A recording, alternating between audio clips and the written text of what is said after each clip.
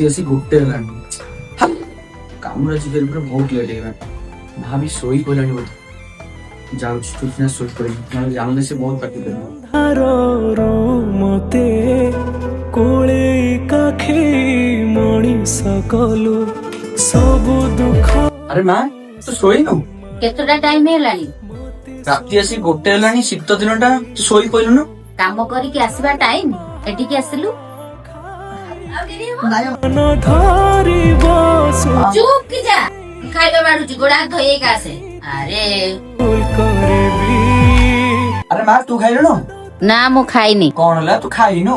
କେମିତି ଖାଇବି? ମୋ ପୁଅ ବା ଆସିନି, ମୁଁ କେମିତି ଖାଇଦେବି?